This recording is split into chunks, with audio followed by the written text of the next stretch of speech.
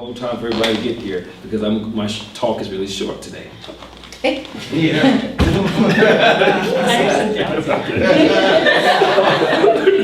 So today, we're talking about the power of vision. So in my talks, it's called Jesus in the Way of Everyday Enlightenment because for me, it's all about how do we incorporate everything we know in our spiritual formation, our spiritual awareness into every little detail of our life. So it's the small incidences, it's the petty occurrences, the trivial things that through my work as a tarot card reader that I'm recognizing, people can conceptualize all the deep, great things of God and the mystery of the universe. But then they're having a breakdown about how to handle the situation with a coworker or with a lover or with a boss or family. So I'm just like, how do we apply all of that into this one incident right here? Because it's these minor incidents, it's the trivial stuff that equals the main part of our life. So that's why I call it everyday enlightenment. It's every hour, every minute. How do we bring all of this into our practical, everyday experiences and awareness?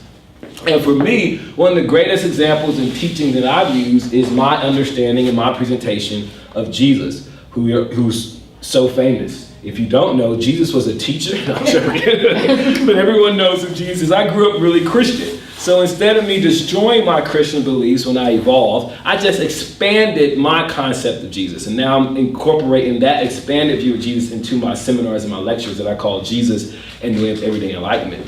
And my Everyday Enlightenment seminars are based on 12 different ideas or topics. The first one was self-worth, we talked about last week. Self-worth is the basis because this is the foundation for helping you to achieve everything else. Because the universe only responds to you based on what you believe. It's not going to give you anything more or anything less than what you think you deserve. So if you want to grow, if you want to expand, if you want to transcend, it all starts with your self-worth. Do you even believe you have permission to receive? Do you believe you have permission to transcend and grow? So self-worth for me is the basis. And I'm borrowing all of mine from this book that's on the back shelf called Everyday Enlightenment by Melvin. So if you just want to go just get the raw version, just read his book, and you can skip coming to here for the next 12 weeks. Because I'm synthesizing it. Now, his flavor ain't like my flavor, so you might want to help. After self-worth, to me, after you get that sense of self-worth, now you can create your vision. And what I'm going to be talking about today is, well, I call it the power of vision because vision allows you to get things done. When you get things done and when you have a sense of purpose, now you can begin to own this idea of serving your world, which gives you more motivation and more discipline to take care of your body. Because if you don't take care of your body, no matter how powerful your vision is, you can't get anything done. As they say where I'm from, if the body ain't able, you ain't able. And it's your only true real estate. So however the body feels or it ain't feeling, it can cancel everything else out. After the body, let's talk about money. My own natural energy yield. So it is the money is so important because you can take some money to serve your world and do all this other stuff. Once you learn how to get your money, your finances under control or balanced or managed, now we can put that extra energy. We spend about 95 or 98 or 99.5% of our time thinking about money. Once we get that under control, now we can put energy towards making our mind our ally, how to tame our mind, how to observe our mind. Once we finish doing that, we can move on to what I call number 7, which is facing our feelings. Once you get your mind together, then you can begin to process your emotions, deal with your feelings. Once you get your emotions, your mind, and your feelings together, then we can begin to work and tap into what is your intuition. Now that you can separate mind and feelings, now we really can begin to look in what is your intuition, how to trust your intuition. Once we can get into our intuition, now we can talk about facing our fears, living courageously, trusting that intuition. Once we can live courageously, now we can also befriend our ego and embrace who we are, embrace our shadow side. Once we can embrace our shadow side, we can more spiritualize our sexuality, which is a huge part of us. One of my favorite quotes about sex is from Edgar Cayce, who was an early American prophet. And he had this quote, he says, there is not one person who's incarnated in this earth whom their sex life did not become their biggest hurdle and struggle. He said not one being come to this earth and that sex life does not have the most dominant influence on them. Because the sex life is about procreating. And this earth has made us to make sure that we are going to procreate. Because if it was about us using mind over matter, when people are in hostile environments and they can't survive, they don't have milk, bread, or even shelter, you would think they would say, we ain't gonna bring no children into this. But it's those exact situations that they begin to multiply even more children. So our nature, our body is determined to reproduce itself. It's the strongest urge in our body is for reproduction. And so therefore, every single one of us on this earth will have to deal with that. But it makes it a whole lot better if you can have all this stuff kind of taken care of. Then you can really, really begin to take that urge, which may be a burden, whatever it is for you, and know how to do it. And then we're going to end with knowing, being, and doing. And I'm borrowing this from my seminary school because that's our motto, but it's so powerful and so beautiful to me. Because after the end, it's all about now you know all of this stuff, now you got all this experience, and how do you go about living in every single situation, knowing, being, and doing. All right, so today we're going to be talking about the power of vision. This is my favorite quote for me these days in my life. Is an ounce of action is worth a ton of theory. I spent years and years and years, and I can even today spend hours upon hours, like Tavanda said. We have so many conversations, hours late at night, talking about what I could be doing and what needs to be done and how it could work. And then another week, another conversation. And so I need to talk to you today about this. And talk, theory. But at the end of the day, I just need to make a phone call and reserve a space.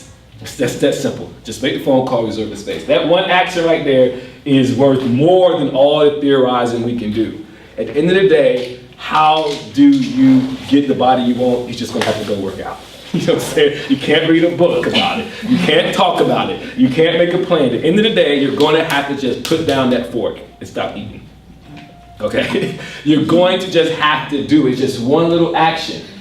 There is so much important in getting things done. If there's anything I've learned over these past few years is because of so many days, so many hours spent talking, theorizing, is there's nothing like the importance of getting stuff done. And there's nothing like taking little small actions. You know, it was so hard for me to put this into place, this Sunday event. It was simple, easy to do. I want to talk about it forever. Like Tavanda said, I've been talking about this for a year now. Maybe even I've just been talking with her for a year. Other people, I've been talking with them for a decade. I first had these visions 10 years ago, and I just like to talk about it. I had a friend that say, he interned me and says, Adam, you just like talking about your vision. You ain't ever trying to do it. And I said, he said, you need to get a job where you can just talk about visions. You don't want to ever put me in action. And I said, you're right, I do. It is more fun just to talk about it. It's less fun to actually go find a space, pay the money, reserve it, and then market it and invite people to come. It took me 3 months to create the Raise Your Mission Meetup group. Somebody told me to do it in July. I finally did it in October. And all it was just creating a group. So I have learned the importance of taking action, despite what we know. But what happens is, so today I want to talk about why is it so hard for us to do what we know needs to be done? We know it needs to be done, so what happens? And one thing that I have learned and discovered is the most important thing that has helped me is my vision, is having a vision that connects to your purposes. So that's what we're going to be talking about today. There's a quote, and I paraphrase this, that's why I didn't put a Bible scripture beside it, because this is a paraphrase and some other whole bunch of stuff. It doesn't really go quite like that. But the point of it, it says, without a vision, the people cast off restraint. They put off discipline. They put off self-indulgence. When you don't have a thing that you're doing, if you don't know why you don't need to eat something, why you don't need to engage in something, you just do whatever. I set other people's visions for you. In college, I had to enroll in this program to improve my grades. And one of the first things we learned was the importance of time management and always having your hour full. And I remember the presenter, that facilitator said, if you don't have something on your schedule to do, other people will find something for you to do. And I thought, that's just what happened to my previous semester. You know, I was new in college, I didn't have anything to do, and everybody was asking me all the time, you got anything to do? No. Every hour, you got anything to do? No. And even today, if you don't have something to do when you wake up in the morning, I guarantee you somebody will find something for you to do. They will fit you into their vision. You know, I live around the corner from my sister. So I have to constantly have something to do. Not invited by selfishness, but she'll be like, hey, you doing something at such and such? Yes, I am. You know what I'm saying? You can tell me what you want, but yes, I'm doing something. Oh, I figured you had nothing to do. I was going to get you to go down and do X, Y, Z. And growing up in the country, we experience this all the time, you know. If you don't have anything to do, somebody they need a yard clean, they need this picked up. Somebody will find something for you to do. So it is too much to do for you not to have something to do every day. If you don't have your own vision, I guarantee you right now, you are living in somebody's visions. You're fulfilling somebody's vision. Somebody's finding something for you to do. It is so important for you to have a vision. When you have a vision, it gives you this sense to be able to say, nope, I can't stay out that late because I have something to do tomorrow. Nope, I don't need to eat that because I have to do X, Y, and Z. I am trying to audition for the sexiest man of Atlanta, so no, I can't go eat pizza with y'all tonight because next week is that competition. I'm just joking. I'm not trying to be the sexiest man of the contest. But anyway, you get what I'm saying. With a vision, you can cast off restraint. Women that's getting married, they can do it all the time. If they know their wedding date is this day, they want to fit in that wedding dress, they can miraculously do it. They hold that goal. And all of us can do things when we have a vision. When we know what we're doing something for, we can put in that discipline. But just discipline for the sake of restraining yourself, but you don't know why, it's going to be very, very hard unless you know the vision for it. You must have a vision for your life, okay? One of my favorite stories, right? I love telling this story, but I always tell this story differently and apply different things. Demetria got on me last week and she said, I heard that story before, but you used it for a different reference the last time. Well, here I go again. I don't know if y'all heard this or not, but I'm using it for a different reference. How many of you ever heard the story of the river creatures? Or heard it titled The River Creatures? So there was this crystal clear river, okay? Beautiful crystal clear river, right? At the bottom of the river lived these river creatures. They were Klingons, meaning all they did was they had like suction cups in their hands and their feet, so they just would cling to twigs and to rocks, and this is how they did their living. They would eat something, they would cling to this and cling to this, and they would grab a nibble or something, and they said that did their whole existence. So one day, one of these river creatures said, I can't live like this anymore. This is not living to me, just feeding on the bottom, and he looked up and he says, I want to float up there. I want to ride this river current. And the other one said, oh, you better not. You better keep sticking to these rocks and these twigs, because the moment you let go, that river current that you think is so awesome, it's going to crush you and kill you. And he says, oh, okay, I better not. So then he goes to clinging, and he looks up and he may see a fish floating by or something else, and it's just like, and he says, I can't live like this. And they said, if you let go and you trust that current, you're going to die. He says, but the current, I believe it's my friend. I believe if I let go, it'll support me. And they says, oh no, it's not going to support you. It's going to kill you. It's going to crush you against these rocks, and it's going to bind you up, and you'll get bruised, and then you will surely really die in. He says, you know what? I would rather die that way than to live this death. So he took a deep breath, and he let go, and he let go, and he let go, and guess what happened? He floated up, and boom, he hit a rock. And they said, we told you that current is your friend. He says, no, I'm gonna try one more time. He let go again, he ran it, he bumped the current, brushed him against a twig or a stick. He says, I'm not giving up.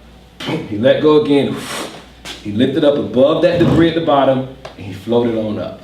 And he turned around, and he moved his legs, and he was doing it with the fishes, and he went on by, and they didn't know what happened to him. But while he was floating on by and just living a life and saying, this is it, this is what I knew I could do, he floated by another village of river creatures. And they all like this, and they said, look, one of them said, look, there's a river creature floating by. How is that possible? And he says, just let go, just let go. And they all like, really? And some older one said, no, you better not. He's like, but look, and they said, he's not like us. He must be special. He must have some special ability. And the other one said, you sure? He looks just like us. But he was going by so fast, he didn't have time to stop and preach to him. So he just kept saying, just let go, trust the current, trust it, trust it. And they thought, should we? And the other one said, you better not. And they said, okay. And they just go back, and now they just sit around clinging, telling person, one day we saw this river creature floating. And then they make a story, and they worship him, and they exalt him. But they never themselves ever let go and trust in the current. What a sad way. So that story can go many ways. I'm only going to go one way today with that. And that is to... And today I'm just talking about the inspiration. We all have inspiration. From an early age, we are inspired to do something. We see that river creature who floated by, whether it's Oprah Winfrey, Tyler Perry, Bill Gates, somebody major, and we say, I am going to be just like that. We feel it, we grasp it, we know that's going to be my existence. I'm going to be just like that, I'm going to do that. We're inspired, we get a vision, we get an idea. But then somewhere along the way, that resistance comes. That resistance comes, that one first bump, and other people saying, we told you can't be like them, you better do like we do. I love that story that Oprah tells when she says her grandmother told her, hey, come watch me wash clothes. Yeah. And I pray that you can learn. She said, that won't be me. You know, but we have that resistance. I call this the evil force in our life. But after a while, we have to make a decision. And I like the word decision. If you break down the word decision, it means to continue to divide and to burn off. And the point of decision means is you're burning and you're getting rid of all of the options. That's what you do when you decide. You burn out all of the possibilities and get down to one. For that individual, that river creature, he finally got it down to one option. There's no other, he said, there's no other option for me. I am not going to remain here. So there's only one thing. Either I'm going to die or I'm going to die trying. But I will not remain here. And this is all of us that we're forced with. Some of us are still stuck here, and some of us have decided there's only one option for me, to move forward towards my vision. But we all have had an inspiration to do something. Even if it's not our own vision, we've all been inspired by another person's vision. He say, I want to go move to LA and work with Steven Spielberg. I want to go be a producer with such and such and such and such. Even if you don't have your own, you're inspired by something at an early age. By the age of 8 or 7, all of us have been inspired to do something. But all this resistance and the inability to make decisions has kept us limited and kept us moving forward. So I'm going to use Jesus now. I love Jesus. I always got to do Jesus. Got to talk about Jesus. So Jesus addressed this in one of his first most popular parables. This is actually the only parable that Jesus explained. Jesus' whole ministry, if you go through the Bible, I think there may be 72 parables. He taught all of his teachings in parables. There's only one really explained in the Bible that he actually tells what it means. So that's deep, right? The rest of it, he just left it up to your imagination. But this is the one he explained. And it's in Matthew chapter 13. I forgot a T in Matthew, so y'all excuse me. I didn't do the spell check. And Matthew, who's not one of the original 12 disciples, borrowed his, it is believed that Matthew borrowed his notes and stuff from Andrew, who was Peter's brother, who was a chief, who kept some notes. But that's all speculation. But I just want to get that background. But in chapter 13, verses 1 to 23, he records the parable of the soul. And he is telling them, and I'm going to read it to you. And now I have to reload my Bible because this is up, so I'm just going to pull up memory. He's telling a story. He says a farmer or a sower went out to throw out seeds. And he threw out some seeds, and it fell among some solid, rough ground. And the birds quickly came by, picked up that seed. He threw some seed on some rocky soil. And it went a little bit in, but it didn't take root. So when the sun came out and was scorching hot, it withered up that weed because it didn't have enough root. Then he placed some among the weeds. When that seed grew up, those weeds choked it out, so they didn't get to go produce. But then it says the sower threw some seed on some good soil. And that good soil took root, it grew, it produced, and it ended up producing 100 times what was planted. Progress. It made progress on the compound effect. So then his disciple says, okay, well, what's this parable supposed to represent? So he says, I'm going to tell you what this parable represents. This parable represents the Word of God. As it's given, a vision, inspiration is given to you. And the first time is when you hear that word, you receive it with so much joy, you're so happy. You know, as a child, I want to grow up to be the President of the United States. You know you're going to do it. You're happy, you're excited about it. But then quickly, early in life, it doesn't take really root. And so your self-worth is low, so it can't get planted. Because you don't even give yourself permission. You may not even get to the point where you even say, I want to be it. It may come in your head. You may hear the teacher say, you can be the president. And quickly you hear your mama, your parents' voice who told you can't be nothing. It don't even sink in your brain. Boom, it's right out of that child's head. Their self-worth, they don't even believe they deserve to even be it. They don't have permission. That's that first source where he says, don't take root, the birds come and get it away. That's not having any sense of self-worth, not even having the permission to believe you can do something. Okay? That second row, he talks about it falls on the rocks, but the sun comes. This is when it does go a little bit deep, but then when the sun comes out, when people come around, when persecution comes, when hardship comes, and they say, you really want to do that? Well, that's stupid. Well, nobody do that. Nobody's ever been the president that's black. You'll never be the president. And you say, oh, really? Yeah, let me show you. There's been 40-some presidents, they all are white. Oh, okay, well, never mind. And you in. Or you say, I want to be a designer. And I did this one time, right? I remember I was a double advocate. I didn't want to be a designer, but I remember in high school, this girl said she was going to go somewhere, she was going to work in New York. And I turned around in class and I was a devil and I said, nobody's from here ever went to New York to design stuff. How do you think somebody from our hometown is going to, this country town is going to be a famous designer? And everybody looked and laughed. And I'm like, is she crazy? How would she make it from here? I played that person. I did in my limited worldview. I thought, how can somebody here claim they're going to be a famous world designer? You know? And so I don't know what she did. I don't know if she said, he's right, or if she said, I don't care. So that's what happens. That's that second row of soil. Persecution comes, it gets a little challenging, and you feel like, well, never mind. I'm going to drop that to the side. That third row, it says it grows amongst the weed. So this time it does take root. The ground is sort of better, but it says the hardships and the worries of life take it out. So now you move. You went through high school believing you're going to be this thing. But then you got a car note. Okay? then you got some more bills. Then Sally Mae them calling. Then you say, you know what? I ain't got time to worry about that right now. And next you know, a decade passed. Another decade passed. And now you're not even thinking about your vision. As a young lady who picked me up today said, she says, well, I want to do this, I want to do this. He says, I got other stuff I need to focus on. I got a child I got to feed. And I got to pay my bills. And that chokes it right on out. And that can last forever. And now you no longer, your vision is there, but you're thinking about, well, how will I do this? Well, how will I do this? How will I do this? And now the Lord of vision, you don't even care. Your thing is, can I just pay my bill? Can I just not get evicted? You know what I'm saying? That's my goal. Forget trying to accomplish my vision. I just want to know if I can maintain my living expenses for the next year or the next 2 years. But then it says it falls on good soil, okay? And then that good soil takes it, grabs it, believes it, gets inspired, and it decides, I'm letting go from here. I'm going to release, and I'm going to rise above it. These are the Tyler Perrys, the Oprah Winfreys, the Bill Gates, the Steve Jobs, the Barack Obamas. And they say, I don't care, nothing. They get everything down to one decision. There's only one possibility for me, and it's that. And I don't care about anything else. And they let go. And not only they let go, but because they're so committed, their vision inspires a whole world. Now they're shifting the whole dynamic of the world, of the universe, of every culture, every people, because they lived into their vision. Okay? And that's the inspiration, that's the vision, that's that parable that soul when it falls on. So today we're going to talk about what is good soul.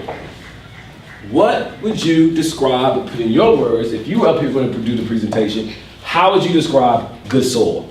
What is good soul? What's the quality of good souls that somebody needs to have in order for their inspiration or vision to take root and to grow properly? Practice,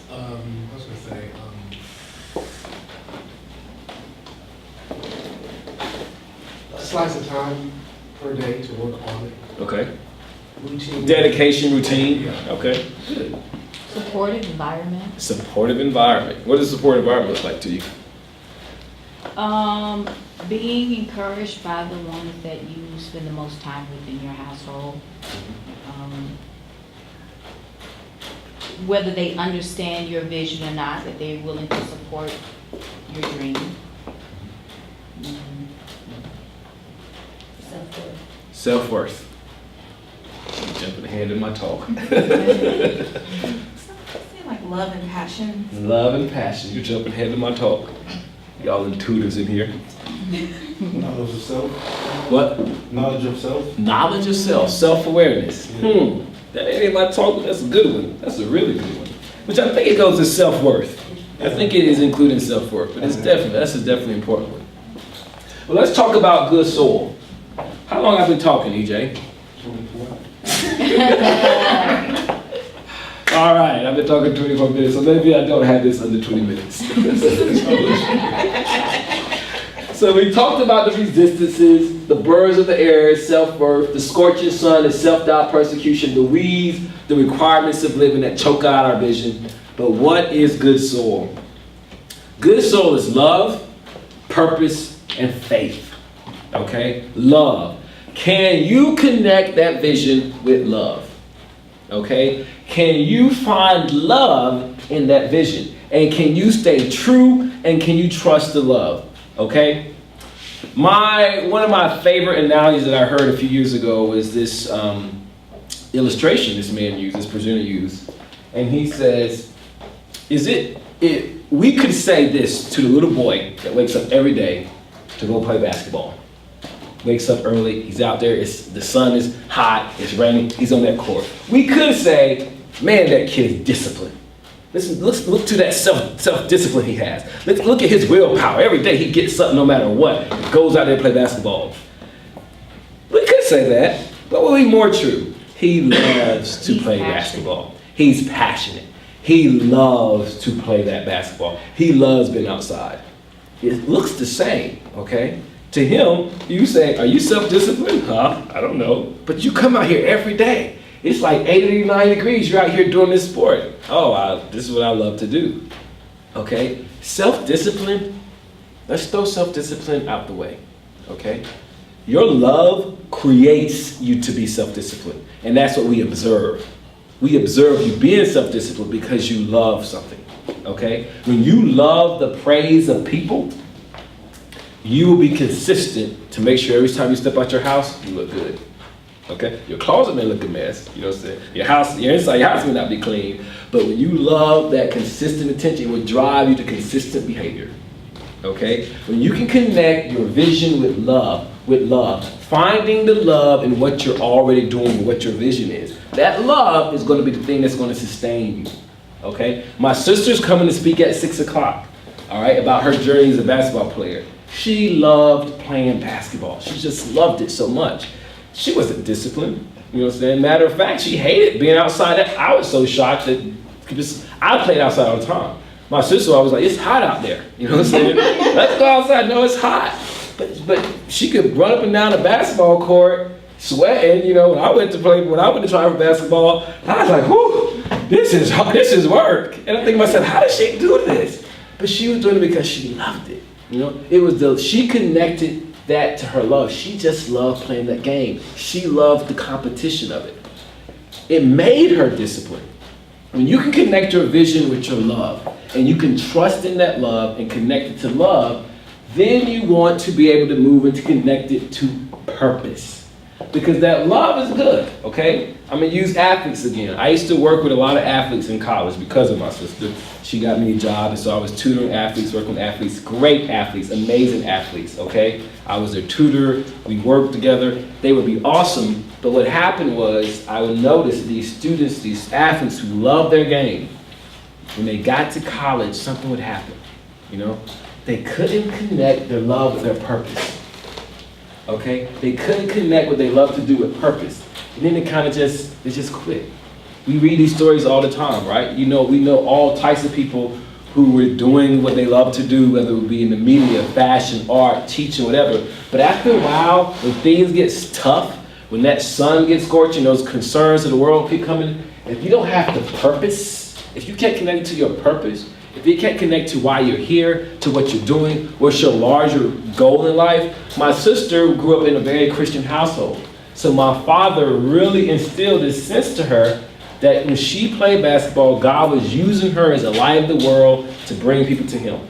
And it connected in her heart. She really believed that through her love of basketball, God was using her to reach the world. by being an example. She believed that, 100% fully believed it.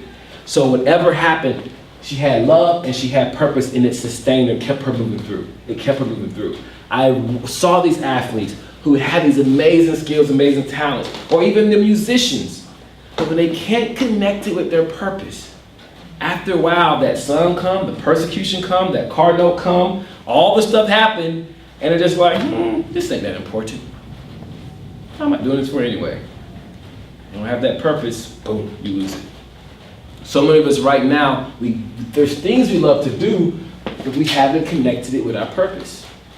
Okay? For me, that's the thing that benefited me so much of knowing Kara and Tavon and being in seminary school. I love spirituality. I love to share. I love to teach. I love encouraging people. I even love to do tarot card readings. But what has sustained me, what's moved me, is knowing there is a higher purpose to this. Okay? This is part of my purpose. There's something else, I have to do this. There's something else going on. Because if I wasn't down the underground, half of y'all wouldn't be here right now. Half of us wouldn't know each other. So I was able to do something I love and then connect it to my purpose. So now we have something we've done, we trusted and loved, we found the purpose in us, now that can sustain us, but then what keeps us moving on, okay? And that's why I use the word, we're sustained by our faith. And that faith is that I don't know how this is working. I don't know how this is working together. I don't even know if this is being used in my purpose anymore. Because after a while, things are going to happen where you're going to say, am I really making a purpose? I've been teaching in this school and doing this raised vibration group for 3 years now. Something really happened? You know, y'all have heard me verbalize. I don't know if I want to do the Wednesday night meetup group anymore. I don't really know what difference it's making. You know, but the thing is, can you be faithful and can you stay in the sense of faith somehow or another? By me just showing up every day, this is all going to work out. It's all going to be revealed to me. Because the time is going to come where you're going to get tested. So if you haven't connected to your love, if you haven't connected to your purpose, and if it's not sustained by your faith, that this is something higher than you, something greater than you, and that this makes sense, even though you can't see, how is this making sense? That I dedicate all of my Wednesday night, or I dedicate all of my time towards my school, or I'm working towards this vision. How is this making sense in your life? You gotta have faith that it is. You have to be able to see it on another level. You have to be able to just believe it and just hold on to, I don't know how this is gonna work out. I don't know how this is gonna connect. I don't know how this is gonna get to the audience I want it to get to. I always have felt called to be in the Hollywood and to be in the entertainment industry. And I think about years ago when the Spirit was revealing to me back in 2005, when I wrote in my journal, I wanted to start a ministry, I wanted to do a church. I was really bothered by the idea. That was in me, and I love to do that, but I really wanted to be a talk show host, right? And I really wanted to have a career as a screenwriter for television. Years later, recently, I began to follow, about 3 years ago, this pastor called Rob Bell, all right? He had this big church called Mars Hill. He doesn't pastor anymore. He has his own talk show on network. He also writes for 2 ABC sitcoms. He's a ghostwriter. How did he get all that? He started his church. When he started that church, did he know starting his church was going to lead him to all this stuff? No, he was just being faithful for what his desire and his passion was. 6 years later, it took him to a whole nother place. And the Spirit is saying in all of it, there's stuff that you may stop and say, you know what? I want to do this, but I want to do this. Just trust right now what you're loving to do, what you're finding love with. Do it with your purpose. Be faithful with it and stay committed to it, and somehow or another, it's going to lead you to the very thing that you've always wanted to do and saw yourself doing. That love, purpose, and faith. So, I would encourage you all to write a vision. And I'm going to take time right now because you're here, and I'm going to make you write down your vision. Right now. Right now, I'm going to make you write down your vision. Put it in your phone.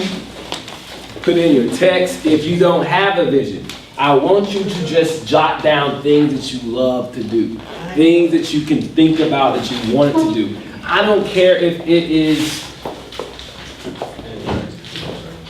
painting flowers on people's cars. If you love to do it. I had a great insight the other day. I love automotive design, okay? I love automotive design. And doing automotive design for me is I just love studying cars. watching cars, looking at cars, talking about cars, and it's really been frustrating to me. Why do I love cars so much? What can I do with this? I'll never get hired by a car dealership to come and design the next Chevy Camaro or the next Corvette. And I was really frustrated, like, and then I was praying about it, like angry, like I had this love, I don't know how it can make sense, because I was trying to connect or whatever. And then something says, why don't you do it just, if you love design, just create an automotive blog design. And just write about how much you love these cars and the looks of them. Just take pictures and post them. And just do a blog post. You know, that's a good idea. And then I saw psychically, if I did that consistently, guess who would call me up and say, hey, come consult us on our next design of the next 2020 Camaro. Because your blog and your expertise along with design has got our attention, and we want to share with you our sketches. I'm like, wow, that could work. I never thought about that. But that's what they're saying. If you can just trust right now, don't question. If that's what you love to do, just do it. So if you don't question what it is you love to do, you just say, hey, this is what my heart is, I'm connecting to my purpose, and I'm having faith, I'm just gonna keep pushing through it. If you can trust, somehow that's gonna connect. So what is it right now? What is something that you do with a lot of love or a lot of passion? What would that vision be? You don't have to write it down completely, just list some things down. Mine is automotive design. I love music.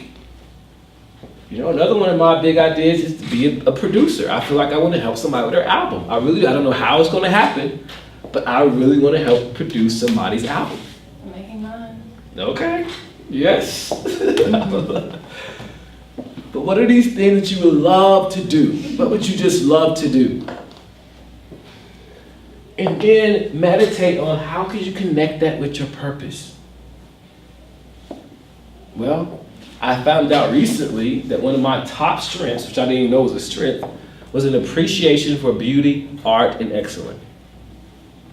And what the psychology has noticed is that when you see something beauty and behold something beauty, it enhances your awareness and enhances your spirituality. And it calms you and it raises your vibration. Well, if I have that gift and it does it to me, then maybe there is some reason why I want to design cars. Because if you're on the highway, there's no need looking at an ugly car, right? Right? It would benefit all of us if every time you looked out the window and you saw something beautiful, and it could trigger some type of awareness. So maybe there's a higher reason why I'm driven to design cars. If we're going to be flooded with them in parking lots all the time, why not make sure every last one looks amazing? That you can look at it and just be like, wow, that car took my breath away. So there can be purpose in all of these things. And now I want to borrow an example or exercise from Dr. Rochelle that she did, the vision exercise that she did. I'm going to reduplicate that vision exercise. So I'm going to use one person who's feeling bold and courageous who would like to share some of their vision or some of their idea with all of us. It can't be Tavonda because she went already. Who would be willing to share their vision or their idea with us? Sue, come on up, Sue. Bring your vision, if you don't mind coming up. Okay. Actually, so in 1998, I started doing keeping my journal online. And because I have programming capabilities in HTML, we now call that blogs. And I started aggregating information from other news sources. And and I actually pay for these $5 per pop for different people, or $20 per pop, depending on what it was. So what you now have today, you call that the Huffington Post. So I left Atlanta. I went back home to Mississippi, and so I'm already angry because I'm in Mississippi. It wasn't by choice. And so I'm there, and I'm in the backwoods, so once again, I just start blogging about things that irritate me, that I see occurring within the government.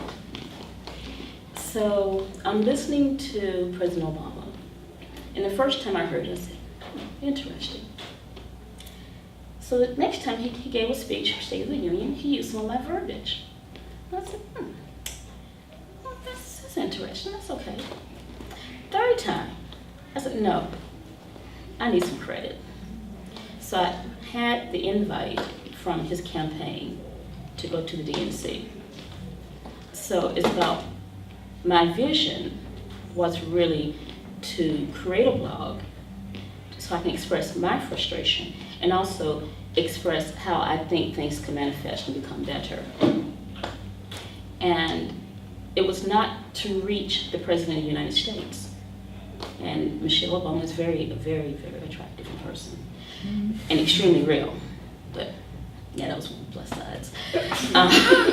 Thank you, Sue. I got to hang with her a lot. But you follow your vision, whatever it is, whatever your passion. My passion is writing and computers. And that allowed me to be able to have this blog, because I do have another persona. And so that's why don't put me in your pictures, because I need to keep some income. But that also goes back to the resistance. So my vision that I was writing here, however, is I envision walking without pain. And so that's my goal, is to get back to the point of where I'm walking without pain. So I know it's not something as grandiose, but for me, walking without pain is huge. Yeah, that's really, it's a pleasure. So this is how we're going to seal the deal with this vision. I'm going to go around to whoever wants to. You're not implied to. But I want you to give us an illustrated description. When you imagine in your head Sue walking without pain, what do you see her doing? Okay? What do you see? How does she feel? What is she doing? What are the things she's doing? I see her. She's dropping it like it's hot. Okay, good. That's the girl. She's dropping it. And she's slow about picking it back up, too. Okay.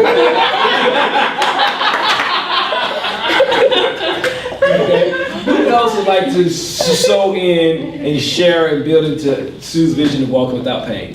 I see.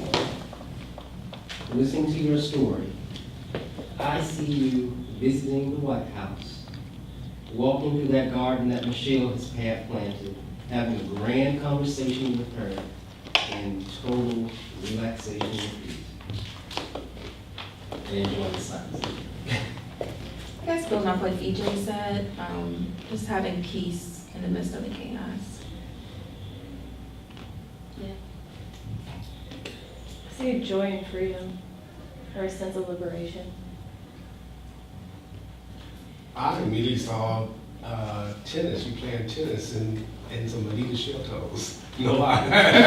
But being very quick about it too, about your movement. It's not slow, of course not your pain, and it's not even slow, it's quite agile and quite quick. And that is one of my goals, was to be able to play tennis. Yeah, it's done. All right. Anybody else want to add or sew into a vision for Sue? Even if you don't know her, just imagine some grand, beautiful thing of her walking without pain in your head. Sue, I see you being a model, an example for other people, like these before and after shots. And I see you giving seminars and telling your story, your example of how you used to walk without pain, and now you do this and you do this, and you're like the model and the icon for other people, going around giving seminars, helping them. You can walk without pain. You can exist without pain, and feeling good about doing it. But you show the work and the process you've done in reshaping your entire body, reshaping your whole skeletal system. But you find out the information, how to do it, and you make it happen. So, All right, anybody else want to add anything else? Well, so I've already visualized that for you. I don't remember telling you something. You can share it with everybody else. We can hear it again. Like, one of the exercises we did, I looked into how I wanted her living, and one of her things was she would drag her friends out and they would walk for exercise, like power walking every night, but then come back home and drink some wine after all that. Mm-hmm. I thought it was Yeah, She really did. Now, when you hear all of that you see, how does it make you feel? For me, it's actually very affirming, and it's very supportive, but it's more so the affirmation, because many of you hit spot on as to what I have envisioned and what I've seen, and even some of my secret desires, because I said, well, I'll do golf, if not tennis. But we tennis wanna was do my tennis. desire. We wanna do Yeah. tennis. So now what we've done was we were able to help seal in that vision, because now we're all holding in our head, she has in her head, and some of us connected with a sense of purpose for her. She still has to be the one to grasp hold of it and be the faithful with it. But we've just made that vision even more magnified and more real for her. It really is done. It's just a matter of her keeping it connected to her purpose and keeping it connected with her faith and moving through, and it will manifest. All right, thank you. And the great thing about this is that when you may dip a little, we'll hold it for you. You see? Yes. Yeah. We'll hold that for you and be that support that you need. When those resistances And know come, that. that's absolutely right, James. Thank you for saying that. When those resistances come, when that scorching sun or that persecution, those hardships come, we're still holding the vision that is real for you. And So you know when you that- dropped in your consciousness, we're holding it for you. Oh, yeah, I know that. And because Jackie, she was really spot on. I plan to build a stripper pole.